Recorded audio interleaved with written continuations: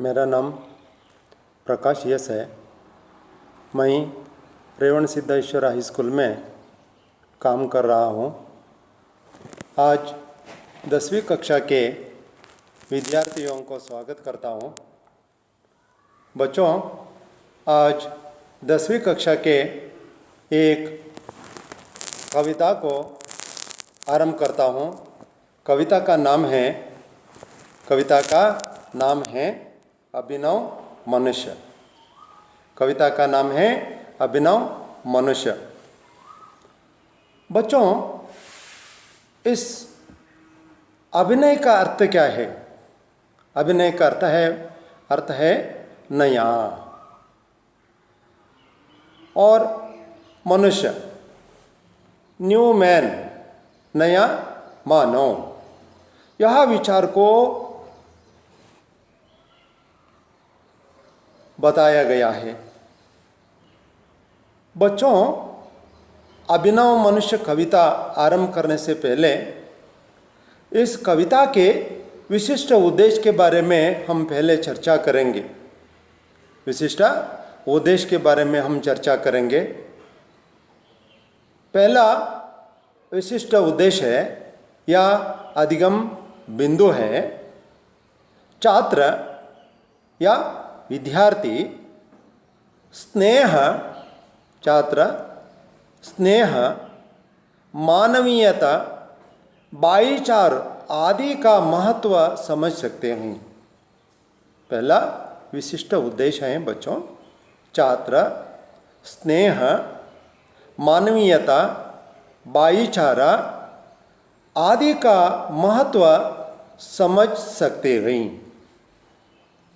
उसी प्रकार इस कविता में दूसरा उद्देश्य है वैज्ञानिक युग और आधुनिक मानव का। वैज्ञानिक युग और आधुनिक मानव का विश्लेषण को समझेंगे। दूसरा विशिष्ट उद्देश्य है बच्चों, वैज्ञानिक युग और आधुनिक मानव का विश्लेषण को समझेंगे। तीसरा विशिष्ट उद्देश्य है आधुनिक मनुष्य के प्रगति की प्रशंसा और मनुष्य का श्रेय के प्रति संदेश समझेंगे। तीसरा उद्देश्य है बच्चों, आधुनिक मनुष्य के प्रगति की प्रशंसा और श्रेय के प्रति संदेश समझेंगे। बच्चों, इस कविता के माध्यम से कभी आधुनिक मानव का विश्लेषण किया गया है। ಈಗಿನ ಒಂದು ಪ್ರಪಂಚದಲ್ಲಿ ನವೀನ ಮನುಷ್ಯನು ಯಾವ ರೀತಿಯಾಗಿ ತನ್ನ ಸಾಧನೆಯನ್ನು ಮಾಡಿದ್ದಾನೆ ಮತ್ತು ಅವನು ಈ ಪ್ರಕೃತಿ ಸಂಪೂರ್ಣವಾಗಿ ತನ್ನ ಹತೋಟಿಯಲ್ಲಿ ಹೇಗೆ ಇಟ್ಕೊಂಡಿದ್ದಾನೆ, ತಾನು ಮಾಡ್ತಕ್ಕಂತಹ ಕೆಲಸ ಹೇಗಿದೆ ಅನ್ನುವಂಥದ್ದನ್ನು ಬಹಳ ಸೊಗಸಾಗಿ ಹೇಳಿದ್ದಾರೆ। बच्चों, इस कविता को आरंभ करने से पहले कवि परिचय के बारे में थोड़ा सा जानकारी प्राप्त करेंगे। कवि परिचय के बारे में थोड़ा सा ये जानकारी प्राप्त करेंगे। कवि रामधारी सिंह दिनकर जी का जन्म सन 1908 को बिहार प्रांत के मुंगेर जिले में हुआ। बच्चों, कवि परिचय के बारे में थोड़ा सा ये हम चर्चा करेंगे। कवि रामधारी सिंह दिनकर जी का ये जन्म 1908 को बिहार प्रांत में मुंगेर जिले में हुआ। ರಾಮಧಾರಿ ಸಿಂಹ ದಿನಕರ್ ಅವರು ಕ್ರಿಸ್ತಶಕ 1908ರಲ್ಲಿ ಬಿಹಾರ ಪ್ರಾಂತದ ಮುಂಗೇರ ಜಿಲ್ಲೆಯಲ್ಲಿ ಅವರು ಜನಿಸಿದರು ಅನ್ನುವಂಥದ್ದನ್ನು ಹೇಳಿದ್ರು ಅಲ್ವಾ। ಹಾಗೆ हम चर्चा करेंगे। पहले वे रेडियो विभाग में, रामधारी सिंह दिनकर जी पहले ರೇಡಿಯೋ ವಿಭಾಗ ಮೇ ಕಾಮ್ ಕರ್ತೈತಿ. ಮೊದಲು ಅವರು ಬಾನುಲಿ ಅಂತ ಏನು ಕರಿತೀರಲ್ವಾ, ಅಲ್ಲೇ ಅವರು ಕೆಲಸವನ್ನು ನಿರ್ವಹಿಸ್ತಾ ಇದ್ರು. ಯಾರು? ರಾಮಧಾರಿ ಸಿಂಗ್ ದಿನಕರ್. ಬಾದ್ ಮೇ ತದನಂತರ ಏಕ್ ಸರ್ಕಾರಿ ಕಾಲೇಜ್ಗೆ, ಅದನಂತರ ಒಂದು ಸರ್ಕಾರಿ ಕಾಲೇಜಿನ ಪ್ರಾಧ್ಯಾಪಕರು ಕೂಡ ಇವರಾದರು. ಹಾಗೆ ಚಲ್ಕರ್ ಮುಂದೆ ನಡೆದು ವೇ ಭಾರತ ಸರ್ಕಾರದ ಹಿಂದಿ ಸಲಹೆಗಾರ ಕೆ ಪದ ಕೋ ನಿಯುಕ್ತ ಹುಯೆ. ಭಾರತ ಸರ್ಕಾರದ ಸಲಹೆಗಾರದ ಒಂದು ಪದವಿಯನ್ನು, ನಿಯುಕ್ತಿಯನ್ನು ಪಡೆದರು, ಪ್ರಮೋಷನನ್ನು ಅವರು ಪಡ್ಕೊಂಡ್ರು ಅಂತಕ್ಕಂಥದ್ದು. अच्छा, और सन 1974 को इनका देवासन हुआ. देवासन का अर्थ होता है बच्चों मरण. ಕ್ರಿಸ್ತಶಕ 1974ರಲ್ಲಿ ಇವರು ಕೊನೆ ಉಸಿರನ್ನ ಎಳೆದರು. ಅಂದರೆ ಮಕ್ಕಳೇ, ಇಂದು ರಾಮಧಾರಿ ಸಿಂಗ್ ದಿನಕರ್ ಅವರು ಇಂದು ಇಲ್ಲ, ಆದರೆ ಅವರು ಬರೆದಿರ್ತಕ್ಕಂಥ ಕೃತಿ ಇಂದು ಸಹ ಅತ್ಯಂತ ಅಮೂಲ್ಯವಾಗಿದೆ ಅಂತಕ್ಕಂಥದ್ದನ್ನು ನಾವು ಈ ಸಂದರ್ಭದಲ್ಲಿ ಹೇಳ್ಬೋದು. उसी प्रकार कवि की कुछ प्रमुख रचनाएं के बारे में हम चर्चा करेंगे बच्चों. ಈ ರಾಮಧಾರಿ ಸಿಂಗ್ ಅವರ ಬರೆದಿರ್ತಕ್ಕಂಥ ಕೃತಿಯ ಬಗ್ಗೆ ನಾವು ಸ್ವಲ್ಪ ಜಾಣಕಾರಿ, ಆ ಅರಿವನ್ನು ನಾವು ತಿಳ್ಕೊಳ್ಳೋದಕ್ಕೆ ಪ್ರಯತ್ನವನ್ನು ಮಾಡೋಣ. ಬಚ್ಚೋ, ಹೂಂಕಾರ, ರೇಣುಕ, ರಸವಂತಿ, ಸಾಮದೇನಿ, ಧೂಪಚಾಹ, ಕುರುಕ್ಷೇತ್ರ, ಭಾಪು, रश्मिरती आदि ये रामधारी सिंह दिनकर जी की प्रमुख रचनाएं हैं. ರಾಮಧಾರಿ ಸಿಂಹ ಅವರು ಬರೆದಿರ್ತಕ್ಕಂಥ ಕೃತಿಗಳನ್ನು ನಾವಿಲ್ಲಿ ನೆನಪಿಸ್ಬೋದು ಮಕ್ಕಳೇ. ಹೂಂಕಾರ ಅಂತಕ್ಕಂಥದ್ದು, ಉಸಿ ಪ್ರಕಾರ ರೇಣುಕ, ರಸವಂತಿ, ಸಾಮದೇನಿ, ಧೂಪಚಾಹ, ಕುರುಕ್ಷೇತ್ರ, ಭಾಪು, ರಶ್ಮಿರತಿ, ಇವರು ಇಂಥ ಒಂದು ಅತ್ಯಮೂಲ್ಯವಾಗಿರ್ತಕ್ಕಂಥ ರಚನೆಗಳನ್ನು ರಚಿಸಿದ್ದಾರೆ. ಕವಿ ಕಿ ಹರ್ ರಚನಾ ಮೇ ರಾಮಧಾರಿ ಸಿಂಹ ದಿನಕರ್ ಜಿ ಕೆ ಹರ್ ರಚನಾओं में, ಪ್ರತಿಯೊಂದು ರಚನೆಗಳಲ್ಲಿ ಹೃದಯಕ್ಕೂ ಪ್ರಭಾವಿತ और उत्साहित करने की पूर्ण शक्ति है. यह महत्वपूर्ण है बच्चों. क्या है? ಹೃದಯ ಕೋ, ಮಾನವ ಹೃದಯ ಕೋ ಪ್ರಭಾವಿತ. ಈ ಕವಿತೆಯಲ್ಲೂ ನಾವು ನೋಡ್ತೇವೆ, ಅವರು ಏನಪ್ಪ ಅಂತಂದರೆ ಸಂದೇಶವನ್ನು ಹೇಳೋದಕ್ಕೆ ಮುಂದಾಗಿದ್ದಾರೆ. ಉತ್ಸಾಹಿತ ಕರ್ನೆ ಕಿ ಪೂರ್ಣ ಶಕ್ತಿ ಹೈ. ಅವರು ತುಂಬ ಮಾರ್ಮಿಕವಾದಂಥ ಒಂದು ಕೃತಿಯನ್ನು ಇಲ್ಲಿ ರಚನೆಯನ್ನು ಮಾಡಿದರೆ. ಇನ್ಕಿ ಭಾಷಾ ಸಜೀವ ಹೈ, ಅವರ ಭಾಷೆ ತುಂಬ ಸಜೀವವಾಗಿರ್ತಕ್ಕಂಥದ್ದನ್ನು ನಾವು ಕಾಣ್ತೇವೆ. ವಿಷಯಕ್ಕೆ ಅನುಕೂಲ ಹೈ, ವಿಷಯಕ್ಕೆ ಅದು ಅನುಕೂಲವಾಗಿರ್ತಕ್ಕಂಥದ್ದು.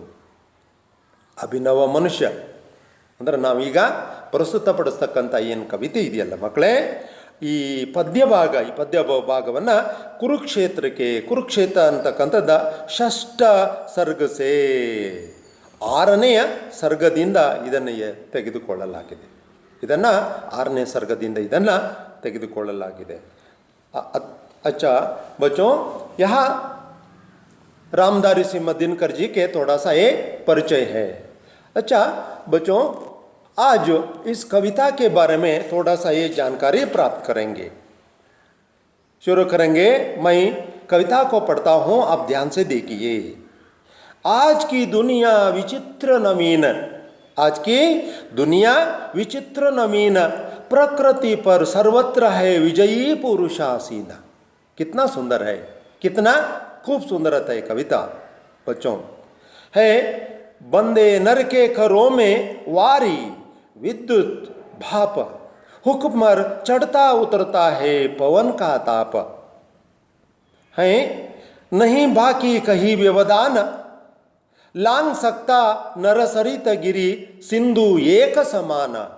बच्चों, और एक बार मैं बताना चाहता हूँ, लांग सकता नर सरित गिरी सिंधु एक समान. यह मनुज, यह आधुनिक मनुज जिसका एक गगन में जा रहा है यान, खामते जिसके खरों को देखकर परमाणु. और एक बार मैं बताना चाहता हूं बच्चों, जिसका ये गगन में जा रहा है यान, हाँ? कामते जिसके खरों को देखकर परमाणु।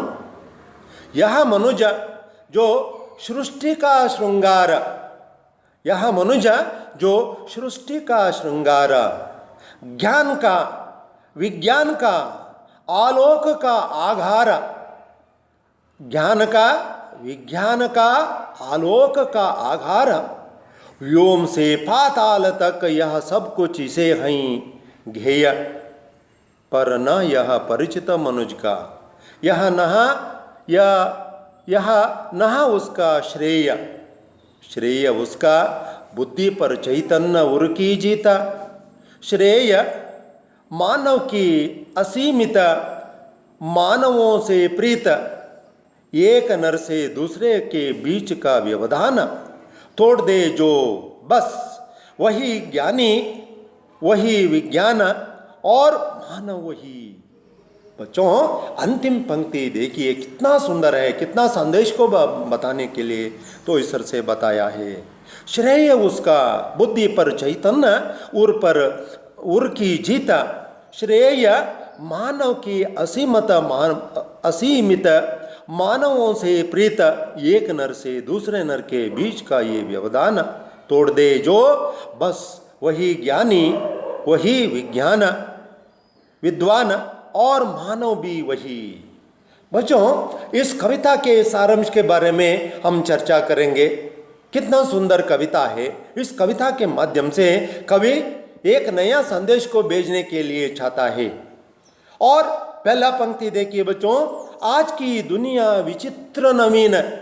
यह देखिए, आज की दुनिया, दुनिया प्रपंच, विश्व है ना, ಪ್ರಪಂಚ ವಿಶ್ವ ವಿಚಿತ್ರ, ವಿಚಿತ್ರ ವಿಲಕ್ಷಣ, ಅದ್ಭುತ.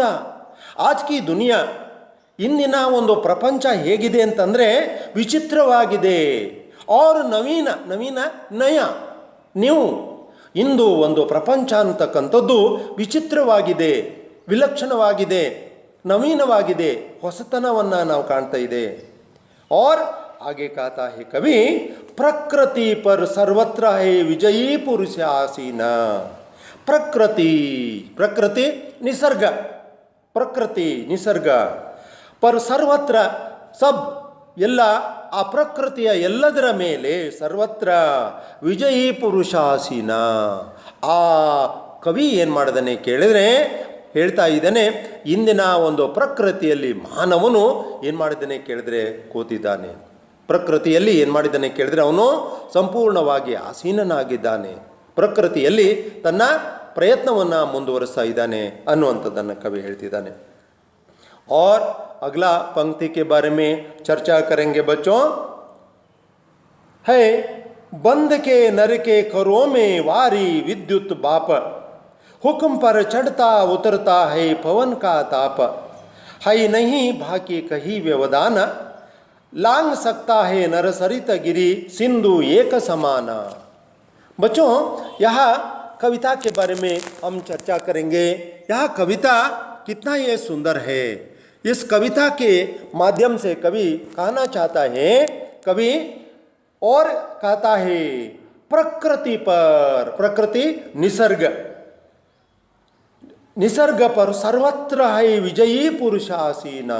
ಆಧುನಿಕ ಮಾನವ ಈ ಒಂದು ಪ್ರಕೃತಿಯ ಮೇಲೆ ಏನು ಮಾಡಿದ್ದಾನೆ ಕೇಳಿದ್ರೆ ಆಸೀನನಾಗಿದ್ದಾನೆ. बैठा हुआ है, अपने हाथों से पकड़ लिया है. ತನ್ನ ಒಂದು ಮುಷ್ಟಿಯಲ್ಲಿ ಇಟ್ಕೊಂಡಿದ್ದಾನೆ ಪ್ರಕೃತಿಯನ್ನು. ಅದು ಹೇಗೆ? ಹೈ ಬಂದ ನರಕೆ ಕರೋಮೆ, ಬಂದ ಬಾಂಧನ, ಬಾಂಧನ ಆಣೆಕಟ್ಟನ್ನು ಕಟ್ಟಿದ್ದಾನೆ. ಹೀಗೆ ಕವಿ ಏನು ಹೇಳ್ತಿದ್ದಾನೆ ಅಂತಂದರೆ, ಹೀಗೆ ಆ ಕವಿ ಸೊಗಸಾದಂಥ ಒಂದು ಸಂದೇಶವನ್ನು ಹೇಳುವುದಕ್ಕೆ ಇಚ್ಛೆಯನ್ನು ವ್ಯಕ್ತ ಮಾಡ್ತಾ ಇದ್ದಾನೆ. ನರಕೆ ಬಂದೆ ನರವಂಕೆ ಕರೋಮೆ, ಮಾನವನ ಕೈಗಳಲ್ಲಿ ಅದನ್ನು ಸಂಪೂರ್ಣವನ್ನು ಕಟ್ಟಾಕಿದ್ದಾನೆ. ಉದಾಹರಣೆಗೆ ದೊಡ್ಡದಾಗಿ ಹರಿತಕ್ಕಂಥ ನದಿಯನ್ನು ಆಣೆಕಟ್ಟಿನ ಮೂಲಕ ಅದನ್ನು ಕಟ್ಟಿ ನಿಲ್ಲಿಸಿದ್ದಾನೆ ನೀರನ್ನು. ಹೀಗೆ ಅವನ ಕೈಗಳಿಂದ ಆ ಒಂದು ಪ್ರಕೃತಿಯನ್ನು ಏನು ಮಾಡಿದ್ದಾನೆ ಕೇಳಿದ್ರೆ ತನ್ನ ಮುಷ್ಟಿಯಲ್ಲಿ ಇಟ್ಕೊಂಡಿದ್ದಾನೆ. और आगे कहता है नरके करो में, कर हाथ, हाथ, ಅವನ ಕೈಗಳಲ್ಲಿ ಅದನ್ನು ಸಂಪೂರ್ಣವಾಗಿ ಹಿಡ್ಕೊಂಡಿರ್ತಕ್ಕಂಥದ್ದನ್ನು ನಾವು ಕಾಣ್ತಾ ಇದ್ದಾನೆ. वारी, वारी का अर्थ है बच्चों जल, जल. हाँ, ಆ ಒಂದು ನೀರನ್ನು ಅವನು ತನ್ನ ಮುಷ್ಟಿಯಲ್ಲಿ ಇಟ್ಕೊಂಡಿದ್ದಾನೆ, ಅಂದರೆ ಆಣೆಕಟ್ಟನ್ನು ಕಟ್ಟಿದ್ದಾನೆ, ಅಂದರೆ ತನ್ನ ಅಧೀನದಲ್ಲಿದೆ ಅಂತಕ್ಕಂಥ ಮಾತನ್ನು ಹೇಳ್ತಿದ್ದಾನೆ. ವಿದ್ಯುತ್ತ ಬಿಜಿಲಿ ಅಲ್ವಾ, ವಿದ್ಯುತ್ತು ತನಗೆ ಬೇಕಾದವಾಗ ಅವನು ಬಳಕೆಯನ್ನು ಮಾಡ್ತಾನೆ, ಬೇಡದೇ ಇದ್ದಾವಾಗ ಅದನ್ನು ಸ್ಟಾಪ್ ನಿಲ್ಲಿಸ್ತಕ್ಕಂಥ ಕೆಲಸವನ್ನು ಮಾಡ್ತಿದ್ದಾನೆ. ಬಾಪ ಏನು ಹೇಳ್ತಿದ್ದಾರೆ ಮಕ್ಕಳ, ಇದು ಬಾಪ ಅನ್ನತಕ್ಕಂಥದ್ದು ಇಲ್ಲಿ ಏನಪ್ಪ ಅಂತಂದರೆ ಈ ಸಂಪೂರ್ಣವಾಗಿ ಆವಿ ಅನ್ನುವಂಥ ಅರ್ಥದಲ್ಲಿ ಬಳಕೆಯನ್ನು ಮಾಡಿದ್ದಾರೆ. और क्या है, और हुक्म पर चढ़ता उतरता है ನದಿ, ವಿದ್ಯುತ್, ಬಾಷ್ಪ ಸಂಪೂರ್ಣವಾಗಿ ಮಾನವನ ಹುಕ್ಮ ಆದೇಶ, ಮಾನವನ ಆದೇಶಕ್ಕೆ ತಕ್ಕಂತೆ ಚಡನ ಹತ್ತುವುದು, ಉತ್ತರನ ಇಳಿಯುವುದು, ಹತ್ತುವುದು ಇಳಿತಕ್ಕಂಥದ್ದು ಪವನ ತಾಪ, ಪವನ ಹವ ಗಾಳಿ, ತಾಪಮಾನವು ಏನಾಗ್ತದೆ ಕೇಳಿದ್ರೆ ಏರುಪೇರಾಗಿದೆ. ನಹಿ ಬಾಕಿ ಕಹಿ ವ್ಯವಧಾನ ಇಲ್ಲಿ ಕವಿ ಹೇಳ್ತಿದ್ದಾನೆ, ಪರ್ದ ರುಖಾವಟ್ ಬಾಧ, ಇಲ್ಲಿ ಯಾವುದೇ ಥರದ ತೊಂದರೆ ಇಲ್ಲ, ಎಲ್ಲ ಮಾನವನ ಆಜ್ಞೆಯ ಮೂಲಕ ಇದು ನಡೀತಾ ಇದೆ ಎನ್ನುವಂಥದ್ದನ್ನು ಕವಿ ಹೇಳ್ತಿದ್ದಾನೆ. और आगे कहता है लांग सकता, लांगನ ದಾಟುವುದು, ನರ ಸರಿತ ನರ ಲಾಂಗ್ ಸಕ್ತಾ ನರ ಮಾನವ ಆ ಒಂದು ದಾಟ್ತಾ ಇದ್ದಾನೆ ಏನನ್ನ, ಗಿರಿ ಪರ್ವತವನ್ನು ಅವನು ಏಕ ಸಮಾನವಾಗಿ ದಾಟ್ತಾ ಇದ್ದಾನೆ. ಸಿಂಧು ಸಾಗರ, ಗಿರಿ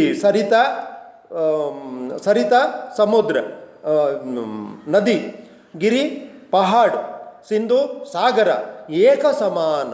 ಇಲ್ಲಿ ಮಾನವನಿಗೆ ಏನಾಗಿದೆ ಕೇಳಿದ್ರೆ, ಈ ಸರಿತ ನದಿಯೂ ಒಂದೇ, ಆ ಸಿಂಧು ಸಾಗರವೂ ಒಂದೇ, ಗಿರಿಯೂ ಒಂದೇ, ಅಂದರೆ ಎಲ್ಲಿ ಬೇಕಾದರಲ್ಲಿ ಅವನು ಹೋಗಬಲ್ಲ, ಎಲ್ಲಿ ಬೇಕಾದರೂ ಕೂಡ ಹಾರಾಡಬಲ್ಲ ಅಂತ ಒಂದು ಶಕ್ತಿ ಏನಾಗಿದೆ ಕೇಳಿದ್ರೆ ಮಾನವನ ಕೈಯಲ್ಲಿ ಇದೆ ಅನ್ನುವಂಥದ್ದನ್ನು ಕವಿ ಹೇಳ್ತಿದ್ದಾನೆ. ಹೀಗೆ ಇದು ಮಾನವನ ಸಂಪೂರ್ಣವಾಗಿರ್ತಕ್ಕಂಥ ಒಂದು ಸಂದೇಶ ಇಲ್ಲಿ ನಾವು ಕಾಣೋದಕ್ಕೆ ಮುಂದಾಗ್ತಾ ಇದ್ದಾನೆ. और अगले पंक्ति के बारे में हम चर्चा करेंगे बच्चों. यह मनुज नया मनुष्य, आधुनिक मनुष्य जिसका गगन में जा रहा है ಯಾನ ಯಾತ್ರ, ಆಕಾಶದಲ್ಲಿ ಹಕ್ಕಿಯಂತೆ ಹಾರಬಲ್ಲ, ಅಂದರೆ ಏರೋಪ್ಲೇನ್, ಅದೇ ರೀತಿಯಾಗಿ ಹೆಲಿಕಾಪ್ಟರ್ ಮೂಲಕ ಅವನು ಹಕ್ಕಿಯಂತೆಯೇ ಹಾರಬಲ್ಲ. ಹೀಗೆ ಕವಿ ಹೇಳ್ತಿದ್ದಾನೆ. ಇವನ ಪಯಣ ಯಾವ ಕಡೆಗೆ ಹೋಗಿದೆ ಅಂತಂದರೆ ಆಕಾಶದ ಕಡೆಗೆ ಹೋಗ್ತಾ ಇದೆ. ಕಾಂಪತೆ ನಡುಕ್ತಾ ಇದೆ, ಕಂಪನ ಧರ್ನ ನಡುಕ್ತಾ ಇದೆ. ಜಿಸ್ಕೆ ಕರೋಂಕೋ ದೇಕರ್, ಇವನ ಕೈಗಳನ್ನು ನೋಡಿ ಪರಮಾಣು ಸಂಪೂರ್ಣವಾಗಿ ಏನಾಗುತ್ತೆ ಕೇಳಿದ್ರೆ ಸಣ್ಣ ಸಣ್ಣ ಕಣಗಳು, ಪರಮಾಣುಗಳು ಸಂಪೂರ್ಣವಾಗಿ ಏನಾಗಿದೆ ಕೇಳಿದ್ರೆ ಇವನ ಕೈಗಳನ್ನು ನೋಡಿ ಭಯವನ್ನು ಪಡ್ತಾ ಇದ್ದಾವೆ ಅನ್ನುವಂಥದ್ದನ್ನು ಕವಿ ಹೇಳ್ತಾ ಇದ್ದಾನೆ. और अगले पंक्ति में ये चर्चा करेंगे बच्चों. यह मनुज, आधुनिक मनुज जो सृष्टि का ಶೃಂಗಾರ, ಸೃಷ್ಟಿ ನಿಸರ್ಗದ ಒಬ್ಬ ಶೃಂಗಾರನಾಗಿದ್ದಾನೆ. ಹೀಗೆ ಕವಿ ಹೇಳ್ತಿದ್ದಾನೆ, ಯಹ ಮನುಜ ಸೃಷ್ಟಿ ಕಾ ಶೃಂಗಾರ ಹೇ, ಮನುಷ್ಯನು ಈ ಒಂದು ಸೃಷ್ಟಿಯ ಶೃಂಗಾರವಾಗಿದ್ದಾನೆ ಅಂತಕ್ಕಂಥದ್ದನ್ನು ಹೇಳ್ತಿದ್ದಾರೆ. ಜ್ಞಾನದ और ವಿಜ್ಞಾನದ ಆಲೋಕ ಪ್ರಕಾಶ್, ಬೆಳಕಿನ ಆಗರ ಆಗಿದ್ದಾನೆ. ಹೀಗೆ ಮಾನವನು ಏನು ಬೇಕಾದರೂ ಸಾಧಿಸಬಲ್ಲ, ಅವನು ಏನು ಬೇಕಾದರೂ ಕೂಡ ತನ್ನ ಪ್ರಯತ್ನವನ್ನು ನೀಡಬಲ್ಲ ಅಂತ ಒಂದು ಶಕ್ತಿ ಇವನಿಗೆ ಇದೆ ಅನ್ನುವಂಥದ್ದನ್ನು ಕವಿ ಹೇಳ್ತಿದ್ದಾನೆ. ಅವ್ರು ಯೋಮ್ ಸೇ ಪಾತಾಳ ತಕ್, ಯೋಮ ಆಕಾಶ್, ಆಸ್ಮಾನ್ ಸೇ ಪಾತಾಳ ತಕ್, ಆಕಾಶದಿಂದ ಪಾತಾಳದ ತನಕ, ಆಕಾಶದಿಂದ ಅವನು ಪಾತಾಳದ ತನಕ ಅವನೇನು ಮಾಡ್ತಿದ್ದಾನೆ ಕೇಳಿದ್ರೆ ಕವಿ ಹೇಳ್ತಾ ಇದ್ದಾನೆ. और ಪಾತಾಳ ತಕ್ ಸಬ್ ಕುಚ್ ಇಸೆ ಹೈ ಧ್ಯೇಯ ಸಮಜನ, ಅವನು ಸಂಪೂರ್ಣವಾಗಿ ಆಕಾಶದಿಂದ ಪಾತಾಳದವರೆಗೆ ಏನಿದೆ ಅನ್ನುವಂಥದ್ದನ್ನು ಅವನು ಕಂಡುಕೊಳ್ತಾ ಇದ್ದಾನೆ. ಉದಾಹರಣೆಗೆ ಯಾವ ಪ್ರದೇಶದಲ್ಲಿ ನೀರು ಸಿಗ್ತದೆ ಅಂತಕ್ಕಂಥದ್ದನ್ನು ವೈಜ್ಞಾನಿಕ ಸಂಶೋಧನೆ ಮೂಲಕ ಅವನು ಕಂಡು ಇಟ್ಕೊಳ್ತಾ ಇದ್ದಾನೆ. ಹೀಗೆ ಪಾತಾಳದಲ್ಲಿ, ಅಂತರಾಳದಲ್ಲಿ, ಆಮೇಲೆ ಎಲ್ಲಿ ಖನಿಜ ಇದೆ, ಎಲ್ಲಿ ಆ ಖನಿಜ ವಸ್ತುಗಳು ಸಿಗಬಹುದು ಅಂತಕ್ಕಂಥದ್ದನ್ನು ಅವನೇನು ಮಾಡ್ತಿದ್ದಾನೆ ಕೇಳಿದ್ರೆ ಸಂಶೋಧನೆಯ ಮೂಲಕ ಕಂಡುಕೊಳ್ತಾ ಇದ್ದಾನೆ. और आगे कहते हैं बच्चों, पर न यह ये परिचय मनुज का, यह उसका श्रेय. परंतु कवि निराशा के भावना से यह विचार को बताया गया है परंतु न यह ಪರಿಚಿತ ಮನುಷ್ಯ का ಆದರೆ ಮನುಷ್ಯನಲ್ಲಿ ಅವನೇನಾಗಿದ್ದಾನೆ ಕೇಳಿದ್ರೆ ಪರಿಚಿತವನ್ನು ಕಳ್ಕೊಳ್ತಾ ಇದ್ದಾನೆ. ಯಹ ನ ಉಸ್ಕ ಶ್ರೇಯ, ಇದು ಏನಪ್ಪ ಅಂತಂದ್ರೆ ಇದು ಶ್ರೇಯವೇ. ಇದು ಕವಿ ಏನು ಹೇಳ್ತಿದ್ದಾನೆ ಕೇಳಿದ್ರೆ ಈ ಸಂಪೂರ್ಣವಾಗಿ ಯಶ ಕಲ್ಯಾಣ ಆಗಲಾರ್ದು, ಮಂಗಲ ಆಗಲಾರ್ದು. ಯಾಕೆಂತಂದರೆ ಮಾನವನು, ಆಧುನಿಕ ಮಾನವ ಸಂಪೂರ್ಣ ರೂಪ ಸೆ ಎಲ್ಲದನ್ನು ಸೃಷ್ಟಿ ಮಾಡ್ತಕ್ಕಂಥ ಶಕ್ತಿ ಇವನಿಗಿದೆ. ಆದರೆ ಮನುಷ್ಯನಲ್ಲಿರ್ತಕ್ಕಂಥ ಪ್ರೀತಿ, ಭಾಯಿಚಾರ ಈ ಒಂದು ಸಂಪೂರ್ಣವಾಗಿ ಮರ್ಕೊಂಡಿದ್ದಾನೆ ಅನ್ನುವಂಥದ್ದನ್ನು ಕವಿ ಹೇಳ್ತಿದ್ದಾನೆ. ಶ್ರೇಯ, ಇಲ್ಲಿ ಕವಿ ಏನು ಹೇಳ್ತಿದ್ದಾನೆ, ಶ್ರೇಯ ಉಸ್ಕ ಬುದ್ಧಿ ಪರ್ ಜೀತ, ಶ್ರೇಯ ಕಲ್ಯಾಣ ಮಂಗಲ, ಉಸ್ಕ ಈ ಬುದ್ಧಿ ಪರ್ ಚೈತನ್ಯ ಕಾ ಉರ್ಕಿ ಜೀತ. ಆದರೆ ಅವನೇನಾಗಿದ್ದಾನೆ ಕೇಳಿದ್ರೆ ಈ ಕಲ್ಯಾಣವನ್ನು, ಈ ಶ್ರೇಯಸ್ಸನ್ನು, ಈ ಒಂದು ಯಶಸ್ಸನ್ನು ಮಾನವನ ಹೃದಯದಿಂದ ಅವನು ಗೆಲ್ಲಿಲ್ಲ. ಮಾನವೀಯತೆಯನ್ನು ಅವನು ಗೆಲ್ಲೋದಕ್ಕೆ ಆಗಲಿಲ್ಲ. ಕವಿ ಹೇಳ್ತಿದ್ದಾನೆ, ಶ್ರೇಯ ಕಲ್ಯಾಣ ಮಾನವಕಿ ಅಸೀಮಿತ ಮಾನವೋ ಸೇ ಪ್ರೀತ. ಮಾನವಕ್ಕೆ ಪ್ರೀತಿ ಮಾನವನ ಪ್ರೀತಿಯನ್ನು ಅವನು ಗೆಲ್ಲೋದಕ್ಕೆ ಅಸಮರ್ಥನಾಗಿದ್ದಾನೆ. ಮಾನವನಲ್ಲಿರ್ತಕ್ಕಂಥ ಒಂದು ಪ್ರೀತಿಯನ್ನು ಗಳಿಸೋದಕ್ಕೆ ಅವನು ಅಸಮರ್ಥನಾಗಿದ್ದಾನೆ. ಏಕ ನರಸೆ ದೂಸರೆ ನರಕೆ ಬೀಚ್ಕೆ ವ್ಯವಧಾನ. ಅವನು ಒಂದು ಮಾನವ ಇನ್ನೊಂದು ಮಾನವನ ಮಧ್ಯದಲ್ಲಿ ಒಂದು ವ್ಯವಧಾನ ಇದೆ, ಒಂದು ಗೋಡೆ ಇದ್ದಂತಿದೆ. ಒಂದು ಏನಾಗಿದೆ ಕೇಳಿದ್ರೆ ಮಧ್ಯದಲ್ಲಿ ಒಂದು ಏನಾಗಿದೆ ಕೇಳಿದ್ರೆ ಸಂಪೂರ್ಣವಾಗಿ ಅವನಿಗೆ ಒಂದು ಸಂಪೂರ್ಣವಾಗಿ ಏನಪ್ಪ ಅಂತಂದರೆ ವ್ಯವಧಾನ ಇದೆ. ಅವನಿಗೆ ಒಂದು ಏನಪ್ಪ ಅಂತಂದರೆ ಬಾಧ ಇದೆ, ತೊಂದರೆ ಇದೆ. ಆದರೆ ಮನುಷ್ಯನನ್ನು ಅರ್ಥ ಮಾಡಿಕೊಳ್ಳೋದ್ರಲ್ಲಿ ಅಸಮರ್ಥನಾಗಿದ್ದಾನೆ. ಕವಿ ಯಹ ವಿಚಾರ ಕೋ ಬತಾಯ ಗಯಾ ಹೈ ತೋಡ್ ದೇ ಜೋ. ಕವಿ ಯಹ ವಿಷಯ ಕೋ ಬತಾಯ ಗಯಾ ಹೈ ತೋಡ್ ದೇ ಜೋ. ಇದನ್ನು ಮುರಿದು ಹೋಗಲಿ ಬಸ್ ವಹಿ ಜ್ಞಾನಿ.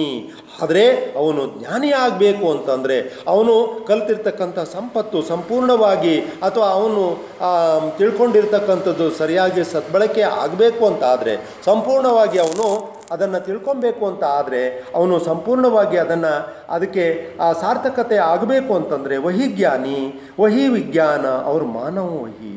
ಆದರೆ ಮಾನವನ ಪ್ರೀತಿ, ಮಾನವನಲ್ಲಿರ್ತಕ್ಕಂಥ ಪ್ರೀತಿಯನ್ನು ಅವನು ಗಳಿಸ್ಕೊಂಡಾವಾಗ ಮಾತ್ರ ಏನಪ್ಪ ಅಂತಂದರೆ ಆ ಒಂದು ಪ್ರೀತಿಗೆ, ಆ ಒಂದು ಅವನ ಶ್ರೇಯಸ್ಸಿಗೆ, ಅವನ ಒಂದು ಮಾಡ್ತಕ್ಕಂಥ ರೀತಿಗೆ ಅದು ಸಂಪೂರ್ಣವಾಗಿ ಬೆಲೆ ಸಿಗ್ತದೆ ಅನ್ನುವಂಥ ಸಂದೇಶವನ್ನು ಹೇಳ್ತಾ ಕವಿ ಈ ಕವಿತೆಯಲ್ಲಿ ಏನು ಹೇಳ್ತಿದ್ದಾರೆ ಕೇಳಿದ್ರೆ ಆ ಸಂದೇಶದ ಮೂಲಕ ಅಭಿನವ ಮನುಷ್ಯ ಕವಿತಾ रामधारी सिंह ಅವರು ಪೂರ್ಣವನ್ನು ಮಾಡ್ತಿದ್ದಾರೆ.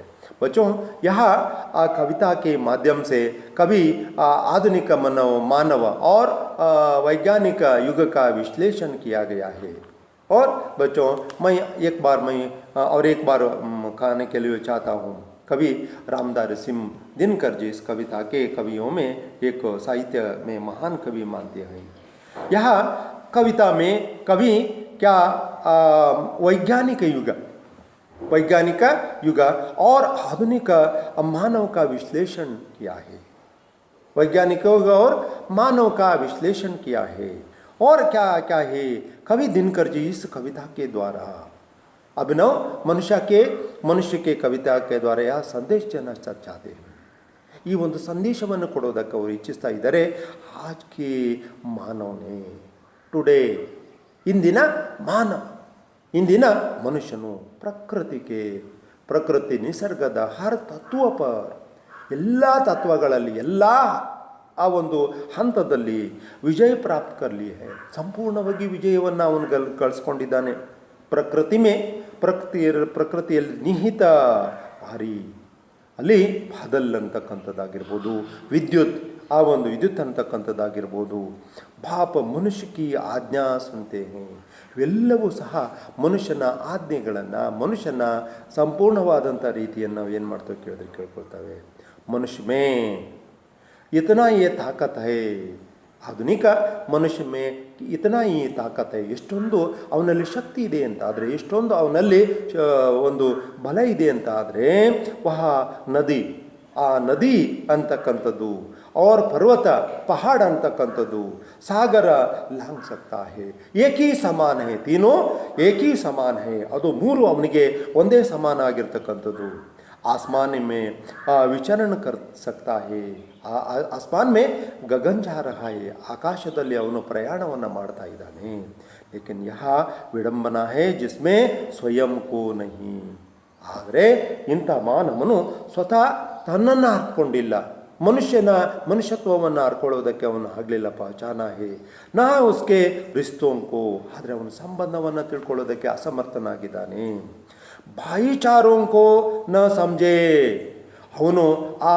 ಒಂದು ಸಹೋದರತ್ವವನ್ನು ಅವನು ಸಂಪೂರ್ಣವಾಗಿ ಮರ್ತಿದ್ದಾನೆ ಪ್ರಕೃತಿಗೆ ವಿಜಯ ಪ್ರಾಪ್ತ ಕರ್ ಮನುಷ್ಯಕ್ಕೆ ಸಾಧನ ಯಾ ಪ್ರತೀಕ ಹೇ ಆದರೆ ಈ ಪ್ರಕೃತಿಯಲ್ಲಿ ವಿಜಯಶಾಲಿಯಾಗಿದ್ದಾನೆ ಮಾನವೀಯತೆಯನ್ನು ಸಂಪೂರ್ಣವಾಗಿ ಮರ್ತಿದ್ದಾನೆ ಮಾನವಕ್ಕೆ ಬೀಚ್ ಮನುಷ್ಯನ ಮಧ್ಯದಲ್ಲಿ ಸ್ನೇಹ ಕಾ ಬಾಂಧನ ಮಾನವ ಕಿ ಸಿದ್ಧಿ ಹೇ ನಿಜವಾದಂಥ ಕಲ್ಯಾಣ ಆಗ್ತಕ್ಕಂಥದ್ದು ಎಲ್ಲಿ ಅಂತಂದರೆ ಮಾನವನಿಗೆ ಸ್ಪಂದನೆಯಾದಂಥ ಸಂದರ್ಭದಲ್ಲಿ ಮಾನವನನ್ನು ಅರ್ಥ ಮಾಡ್ಕೊಂಡವಂಥ ಸಂದರ್ಭದಲ್ಲಿ ಆ ಒಂದು ಮಾನವನ ಈ ಯಶಸ್ಸಿಗೆ ಏನಪ್ಪ ಅಂತಂದರೆ ಒಂದು ಬರ್ತಕ್ಕಂಥದ್ದು ಏನೋ ಸಿದ್ಧಿ ಕಲ್ಯಾಣ ಸಿಗ್ತಕ್ಕಂಥದ್ದು ಲೇಕಿನ್ ಮನುಷ್ಯ ಜೋ ಇಸ್ ಬಾತ್ ಕಾ ವ್ಯವಧಾನ ನಹೀ ಹೈ ये कल्याण नहीं बाधा नहीं है ಇಲ್ಲಿ ಏನಾಗಿದೆ ಕೇಳಿದ್ರೆ ಹಾಗಾಗಿದೆ इस प्रकार विज्ञान खोज में वह ये मानवता को भूल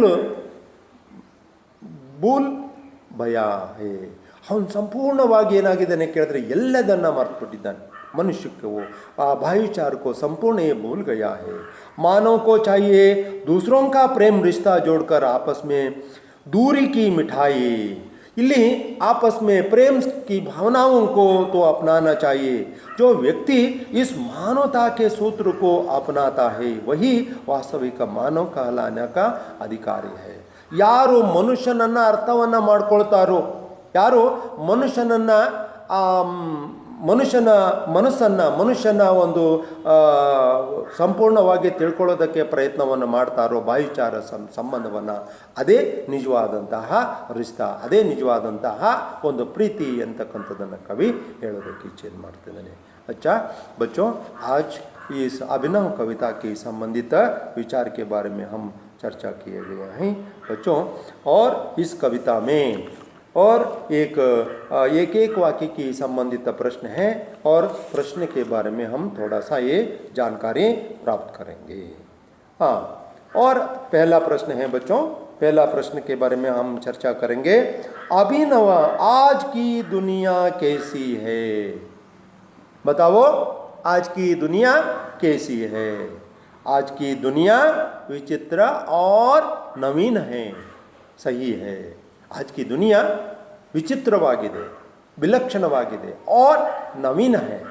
आज की दुनिया विलक्षण और नवीन है ಇದು कवि ಹೇಳ್ತಕ್ಕಂತ विचार और दूसरा प्रश्न है मानव के हुक्म पर क्या चढ़ता और उतरता है मानव के हुक्म आदेश मानव के हुक्म पर ಮಾನವನ ಆದೇಶದ ಮೇಲೆ ಯಾವುದು ಏನಾಗಿದೆ ಕೇಳಿದ್ರೆ ಉತ್ತರತಾ और चढ़ता है ಯಾವುದು ಉತ್ತರತಾ है ಇಳಿತಾ ಇದೆ और चढ़ता है ಯಾವುದು ಇಳಿತಾ ಇದೆ ಏರ್ತಾ ಇದೆ ಅನ್ನುವಂಥದ್ದನ್ನು ಕವಿ ಪ್ರಶ್ನೆಯನ್ನು ಮಾಡಿದ್ದಾನೆ हाँ मानव के हुक्म पर पवन का ताप मानव के हुक्म पर पवन का ताप उतरता और चढ़ता है सही है परमाणु किसे देखकर कामते हैं परमाणु किसे देखकर कामते हैं बताओ परमाणु मानव के खरों को देखकर मानव के हाथों को देखकर मानव के हाथों को देखकर क्या है कामते हैं और अगला प्रश्न है अभिनव मनुष्य कविता के कवि का नाम लिखिए बताओ हाँ सही है अभिनव मनुष्य कविता के कवि का नाम है रामधारी सिंह दिनकर अच्छा सही है और आगे मैं बताना चाहता हूँ प्रश्न संख्या 5 आधुनिक मनुष्य ने किस पर विजय पाई है ಆಧುನಿಕ ಮನುಷ್ಯ ने किस पर ವಿಜಯ ಪಾಯಿ है ಬಚ್ಚೋ ಆಧುನಿಕ ಮನುಷ್ಯನು ಯಾವುದರ ಮೇಲೆ ವಿಜಯವನ್ನು ಸಾಧಿಸಿದ್ದಾನೆ, ಗೆಲುವನ್ನು ಸಾಧಿಸಿದ್ದಾನೆ ಅಂತ ಹೇಳಿದ್ದಾರೆ. ಬತಾವೋ ಆಧುನಿಕ ಪುರುಷನೇ, ಆಧುನಿಕ ಪುರುಷನೇ प्रकृति के हर तत्व पर, ಪ್ರಕೃತಿ ಕೆ ಹರ ತತ್ವ ಪರ್ ವಿಜಯಿ ಪಾಯಿ ಹೈ. ಪ್ರಕೃತಿಯ ಎಲ್ಲ ಒಂದು ಇದರಲ್ಲೂ ಕೂಡ ಅವನು ವಿಜಯವನ್ನು ಸಾಧಿಸಿದ್ದಾನೆ ಅನ್ನುವಂಥದ್ದನ್ನು ಹೇಳ್ತಿದ್ದಾನೆ. ನರ ಕಿನ್ ಕಿನ್ ಕೋ ಏಕ ಸಮಾನ್ ಲಾಂಗ್ ಸಕ್ತಾ ಹೇ. ಮನುಷ್ಯನು ಇಲ್ಲಿ ಅವನಿಗೆ ಯಾವುದು ಸಮಾನ ರೀತಿಯಾಗಿದೆ ಅನ್ನುವಂಥದ್ದನ್ನು ಹೇಳ್ತಾ ಇದ್ದಾರೆ. ಅಚ್ಚಾ और ಸರಿತ ಗಿರಿ ಸಿಂಧು बच्चों, हाँ सरित गिरी और सिंधु सागर एक समान लांग सकता है. और प्रश्न संख्या 7 बच्चों, यहाँ आज मनुष्य का यान कहाँ जा रहा है. आज मनुष्य आज मनुष्य का यान यात्रा, ಇಂದಿನ ಮನುಷ್ಯನ ಯಾತ್ರೆಯು ಪಯಣವು ಕಹಾ ಜಾ ರಹಾ ಹೈ, ಎಲ್ಲಿ ಹೋಗ್ತಾ ಇದೆ ಅನ್ನುವಂಥದ್ದನ್ನು ಕವಿ ಹೇಳಿದ್ದಾನೆ. ಆಜ್ ಮನುಜ್ ಕಾ ಯಾನ ಗಗನ್ ಜಾ ರಹಾ ಹೈ. ಆಕಾಶದ ಕಡೆಗೆ ಅವನು ಹೋಗ್ತಾ ಇದ್ದಾನೆ, ಆಕಾಶದ ಕಡೆಗೆ ಅವನು ತನ್ನ ಪಯಣವನ್ನು ಮುಂದುವರಿಸ್ತಾ ಇದ್ದಾನೆ ಅನ್ನುವಂಥದ್ದನ್ನು ಕವಿ ಇಲ್ಲಿ ಹೇಳೋದಕ್ಕೆ ಇಚ್ಛೆಯನ್ನು ವ್ಯಕ್ತ ಮಾಡ್ತಾ ಇದ್ದಾರೆ. ಹೀಗೆ ಕವಿಯು ಈ ಒಂದು ಕವಿತೆಯಲ್ಲಿ ತನ್ನ ಸಂದೇಶವನ್ನು ಹೇಳೋದಕ್ಕೆ ಇಚ್ಛೆಯನ್ನು ಮಾಡಿದರು. कवि और इस कविता के माध्यम से और एक प्रश्न के बारे में मैं बताना चाहता हूँ बच्चों. हाँ, 2-3 ವಾಕ್ಯೋं में उत्तर लिखिए. 2-3 ವಾಕ್ಯಗಳಲ್ಲಿ ಉತ್ತರವನ್ನು ಬರೆಯಿರಿ ಅಂತ ಹೇಳಿದ್ದಾರೆ. प्रकृति पर सर्वत्र है विजयी पुरुष आसीन, इस पंक्ति का आशय समझाइए. ಪ್ರಕೃತಿ ಪರ್, ಪ್ರಕೃತಿಯ ಮೇಲೆ ಸರ್ವತ್ರ ಸಂಪೂರ್ಣವಾಗಿ ವಿಜಯೀ ಪುರುಷ ವಿಜಯಶಾಲಿಯಾಗಿದ್ದಾನೆ. ಆಸೀನ ಬೈಠಾ ಹುವಾ ಹೇ. ಇಸ್ ಪಂಕ್ತಿ ಕಾ ಆಶಯ ಸಮಜಾಯಿಯೇ ಅನ್ನುವಂಥದ್ದನ್ನು ಕವಿ ಇಲ್ಲಿ ಹೇಳ್ತಿದ್ದಾನೆ ಅಲ್ವಾ. ಇಲ್ಲಿ ಇದಕ್ಕೆ ನಾವು ಈ ರೀತಿಯಾಗಿ ಉತ್ತರವನ್ನು ಬರಿಬೋದು ಮಕ್ಕಳೇ.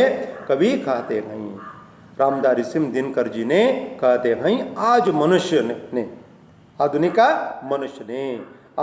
मनुष्य ने प्रकृति के हर तत्व पर विजय पर ली है. प्रकृति ಎಲ್ಲ ತತ್ವಗಳ ಮೇಲೆ ಅವನು ವಿಜಯಶಾಲಿಯಾಗಿದ್ದಾನೆ. आज सब जगह प्रकृति पर मनुष्य के अपना अधिकार जमा लिया है. ಮನುಷ್ಯನು ತನ್ನ ಎಲ್ಲದರ ಮೇಲೆ ತನ್ನ ಅಧಿಕಾರವನ್ನು ಏನು ಮಾಡಿದ್ದಾನೆ ಕೇಳಿದ್ರೆ ಜಮಾ ಲಿಯಾ ಹೇ.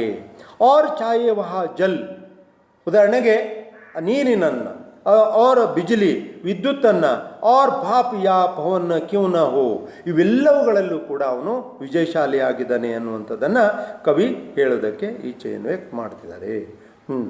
और एक प्रश्न है,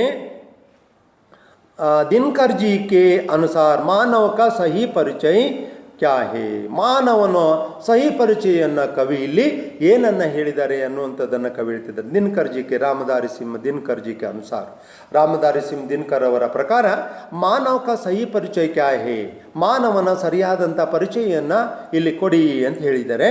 ಬಚ್ಚೋ हाँ, और मैं बताना चाहता हूँ दिनकर जी के अनुसार, रामधारी सिंह दिनकर जी के अनुसार, जो मानव दूसरे मानव से प्रेम का रिश्ता जोड़कर आपस की दूरी को मिटाता वही मानव का ये सही परिचय है. ಇಲ್ಲಿ ಆ ದಿನಕರ್ ಜಿ ಅವರ ಪ್ರಕಾರ ಜೋ ಮಾನವನು ಬೇರೆ ಮಾನವನ ಪ್ರೀತಿಯ ರಿಶ್ತಾ ಏ ಜೋಡ್ಕರ್, ಆ ಒಂದು ಸಂಬಂಧವನ್ನು ಸೇರಿಸಿ ಆಪಸಿ ದೂರ್ ಕಿ ಮಿಟಾತೆ ಹುಯೇ ಮಾನವ ಕಾ ಯೇ ಸಹಿ ಪರಿಚಯ ಹೇ. ಮಾನವನು ಏನಪ್ಪ ಅಂತಂದರೆ ಸರಿಯಾದ ಪರಿಚಯ ಅಂದರೆ ಮಾನವನನ್ನು ಅರ್ಥೈಸಿಕೊಂಡರೆ, ಮಾನವನ ರೀತಿಯನ್ನು ಅರ್ಥೈಸಿಕೊಂಡ್ರೆ, ಮಾನವನ ಒಂದು ಪ್ರೇಮವನ್ನು ಅರ್ಥೈಸಿಕೊಂಡ್ರೆ ಅದಕ್ಕಿಂತ ದೊಡ್ಡದಾಗಿರ್ತಕ್ಕಂಥ ಏನಪ್ಪ ಅಂತಂದರೆ ಸಾಧನೆ ಇನ್ನೊಂದಿಲ್ಲ. ಮಾನವನನ್ನು ಮರಿತಾ ಇದ್ದಾನೆ, ಮಾನವನು ತನ್ನ ಮನುಷ್ಯತ್ವವನ್ನು ಮರ್ಕೊಳ್ತಾ ಇದ್ದಾನೆ. ಆದರೆ ಇಂದು ಎಲ್ಲದರಲ್ಲೂ ಕೂಡ ವಿಜಯಶಾಲಿಯಾಗಿದ್ದಾನೆ. ಆದರೆ ಈ ಮಾನವೀಯತೆ, ಭಾಯಿಚಾರ ಇದನ್ನು ಮರೆಯುವಂತಿಲ್ಲ, ಅದನ್ನು ಮರಿಬಾರ್ದು ಅನ್ನುವಂಥದ್ದು ಸಂದೇಶದ ಮೂಲಕ ಕವಿ ಈ ಒಂದು ಸಂದೇಶದಲ್ಲಿ ಹೇಳೋದಕ್ಕೆ ಮುಂದಾಗ್ತಾ ಇದ್ದಾರೆ.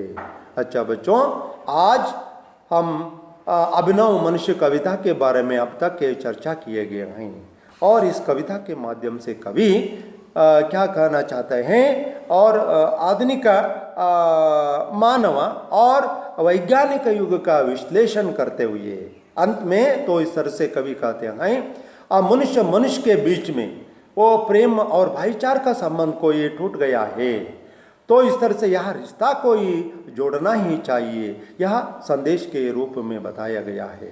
ಮನುಷ್ಯನು ಮನುಷ್ಯತ್ವವನ್ನು ಆ ಮಾನವೀಯತೆಯನ್ನು ಮರ್ತಿದ್ದಾನೆ, ಆ ಮಾನವೀಯತೆಯನ್ನು ಪುನಃ ಗಳಿಸ್ಕೊಂಡಿದ್ದೆ ಆದರೆ ನಿಜವಾಗಲೂ ಮಾನವನಿಗೆ ಅವನ ಸಾಧನೆಗೆ ಅತ್ಯಮೂಲ್ಯವಾಗಿರ್ತಕ್ಕಂಥ ಮೌಲ್ಯ ಸಿಗ್ತದೆ ಅನ್ನುವಂಥದ್ದನ್ನು ಹೇಳ್ತಾ ಈ ಕವಿತೆಗೆ पूर्ण विरामವನ್ನು ಹಾಕಿದ್ದಾರೆ। अच्छा बच्चों, अब तक यह कविता के बारे में हम जानकारी प्राप्त किए हैं। 10वीं कक्षा विद्यार्थियों को मैं धन्यवाद देता हूँ।